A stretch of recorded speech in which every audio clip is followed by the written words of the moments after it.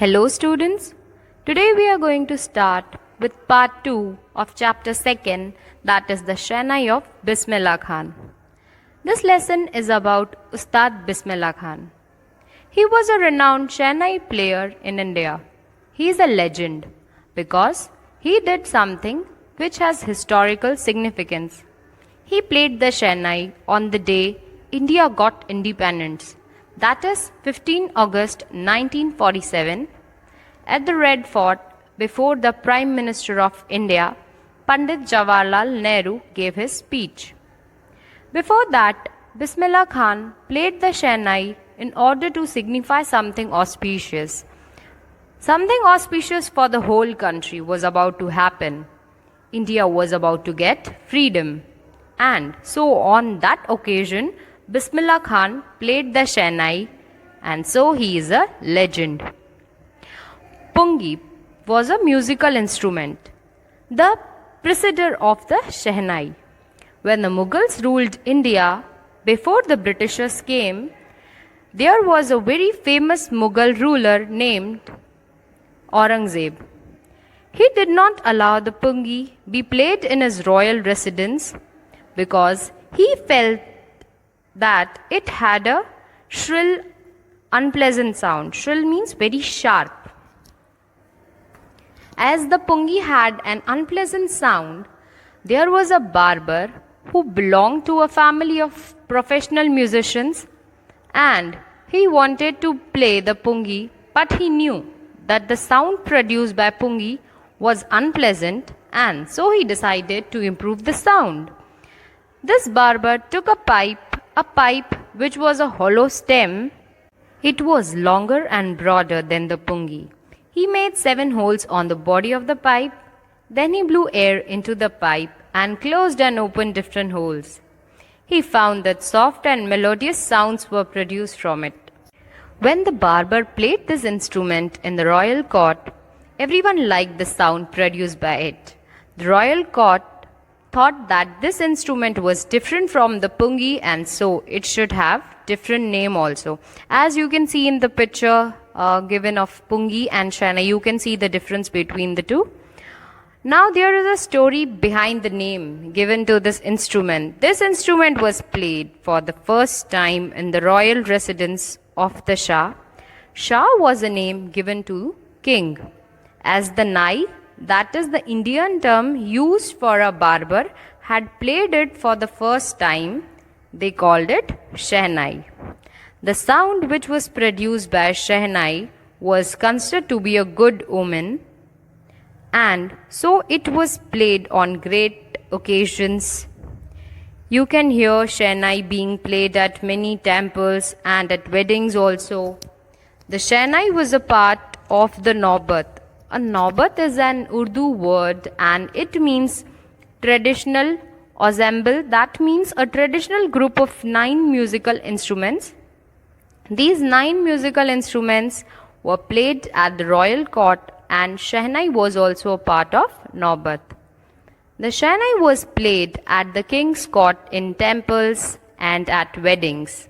It was used on stage in performances, and credit for that goes to Ustad Bismillah Khan, who was a legendary Shehnai player, and people wanted to hear him play the Shehnai. When Bismillah Khan was 5 years old, he lived in an old estate named Dumran in present-day Bihar state. He used to play gilli danda, an old sport quite similar to cricket. Also, he would go to the nearby Biharji temple. Although Bismillah Khan was a Muslim, he would go to the temple and he would sing this song Chaita in Bhojpuri language. When he would finish reciting the song, he would get a big laddu as reward, and the weight of that laddu was 1.25 kg. This was a prize given to Bismillah Khan by local Maharaj for singing Chaita. At the 5 years of age, he would get a 1.25 kg laddu as a reward, and at the age of 80, he achieved the highest civilian award in India, that is the Bharat Ratna.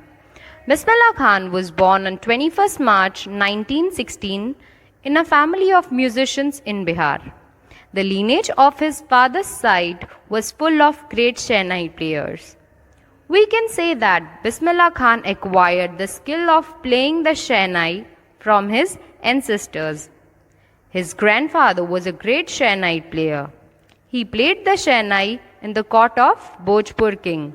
His father and all paternal ancestors were also great Shehnai players. Bismillah Khan also started learning music at an early age. When Bismillah Khan was just 3 years old, his mother took him to her parents' house to his maternal uncle. They lived in Banaras. Bismillah Khan started going with his uncle Ali Bakhsh to the Vishnu temple in Banaras. Ali Bakhsh was on a duty to play the Shehnai at the Vishnu temple of Banaras. Gradually, Bismillah Khan also started learning playing the Shehnai and he would practice throughout the day. He never got tired. He was so captivated by the Shehnai. Here we come to know about the talent of Ustad Bismillah Khan.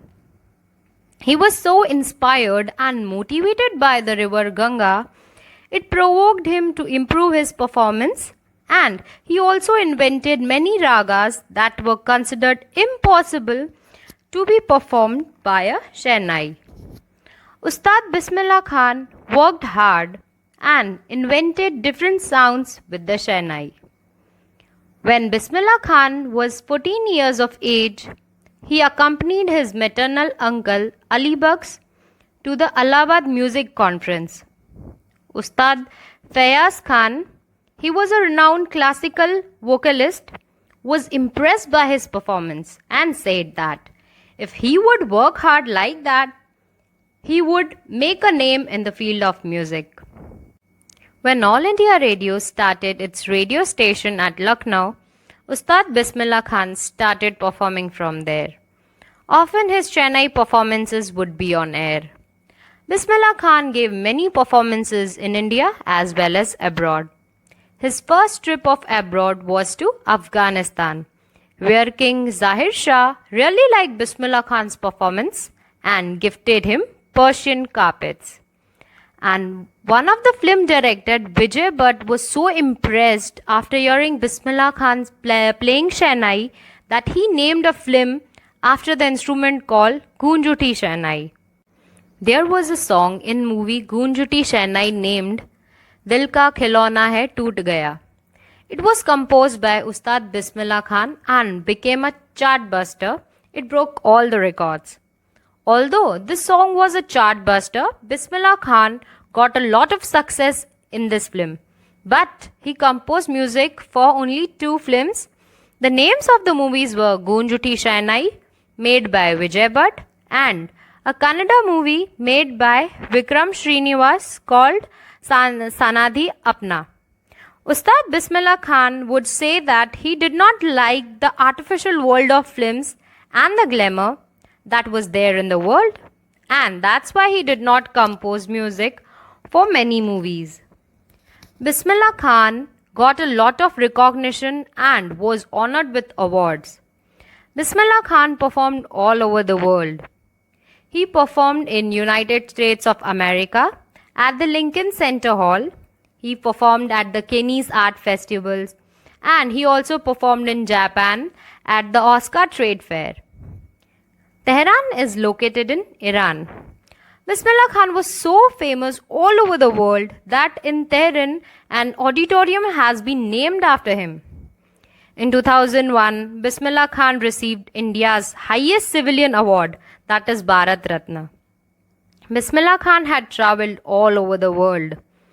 He was given so much respect and recognition, but still he remained rooted. He travelled all over the world, still he was attached to his birthplace. There was a student of Ustad Bismillah Khan and he wanted that Ustad Bismillah Khan should set up a Shehnai school in USA. He promised that he would recreate the temple of Banaras in America for Ustad ji as he would miss it. Now Ustad Bismillah Khan was attached to river Ganga also. So he asked his student that he would transport the river Ganga also to America. So he wanted to say that he could not leave India. He was so attached not only to the temples of Banaras but also to the holy river Ganga. Ustad Bismillah Khan said that whenever he visited any foreign country, he longed to see India. He wanted to return to India.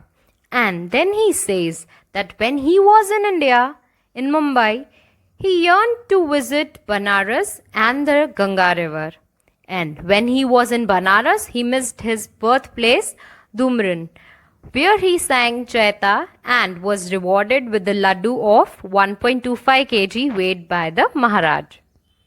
Here the writer says that Ustad Bismillah Khan was a perfect example of rich cultural heritage of India. His work was beyond the religion barriers. Although he was a strict Muslim, he followed the Muslim laws. But every morning he would play the Shehnai at the Kashi Vishwanath temple, which was a Hindu temple. This shows that he did not have the barriers of religion in his mind. He was a true Indian. He considered music to be India's richest cultural heritage. Ustad Bismillah Khan had been ill for a long time and he died on 21st August 2006 at the age of 90. The entire country mourned the death of the legendary musician. There was a holiday for one day and he was given a state funeral. So I hope students you would have understood the chapter. Thank you.